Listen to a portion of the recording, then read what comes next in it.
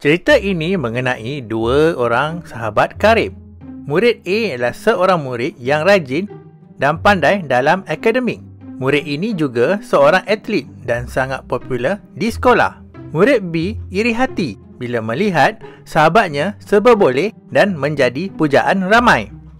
Rakan sebaya murid B juga iri hati dengan murid A. Mereka menghasut murid B supaya membuat sesuatu terhadap murid A. Murid B berasa tertekan tetapi dia bersetuju kerana mahu diterima dalam ahli kumpulan tersebut. Pada keesokan hari, semasa perjalanan pulang ke rumah, murid A ditahan oleh sekumpulan rakan sebaya murid B. Mereka mengancam dan mencederakan murid A. "Jom, masuk geng kami." "Buat apa belajar? Ikut kami penting sekolah." "Saya tak nak." "Kamu jangan belagak ya." "Saya akan beritahu cikgu."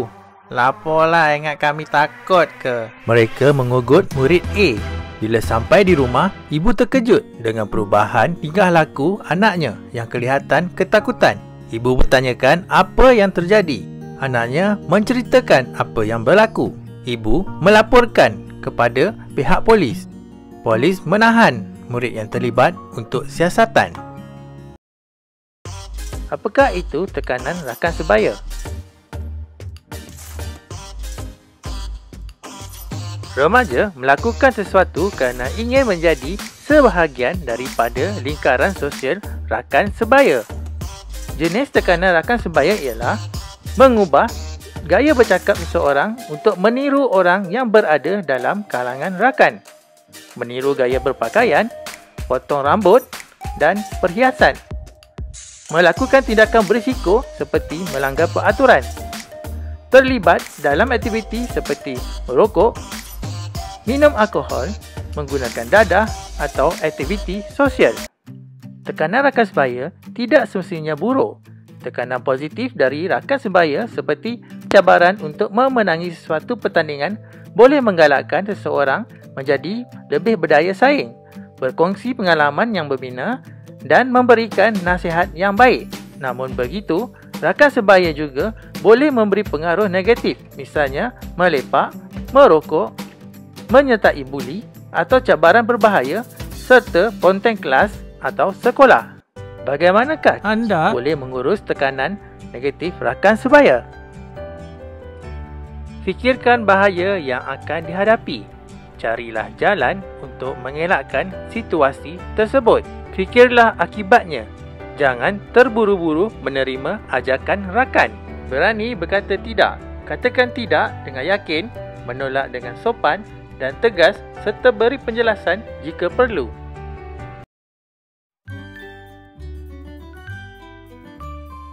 Apakah itu komuniti? Komuniti adalah sekumpulan manusia yang mempunyai persefahaman dalam sesuatu matlamat dan sentiasa berhubung antara satu sama lain. Persekitaran komuniti boleh mencorakkan perkembangan tingkah laku seseorang. Oleh itu, kita perlu memiliki kemahiran untuk menangani pengaruh komuniti yang mengancam keselamatan diri. Berikut adalah kemahiran menangani pengaruh komuniti yang mengancam keselamatan diri. Pertama, elakkan situasi yang membawa pengaruh negatif seperti merokok atau perlumbaan haram. Seterusnya, bijak dalam memilih kawan supaya tidak terpengaruh dengan perkara-perkara yang tidak berfaedah. Kemudian, tidak mudah terpengaruh dengan ajakan kawan tanpa mengetahui tujuan sebenar. Menolak ajakan rakan secara berhemah dan meninggalkan tempat yang mengancam keselamatan diri dan mengelakkan diri daripada melakukan aktiviti tidak berfaedah seperti vandalisme. Gejala sosial merupakan salah satu masalah yang melanda komuniti termasuk murid sekolah. Oleh itu, murid harus menguasai dan mengaplikasikan kemahiran kecekapan psikososial untuk menangani cabaran-cabaran sosial masa kini. Selain itu, murid juga perlu bijak membuat keputusan dan mengamalkan amalan positif dalam kehidupan harian.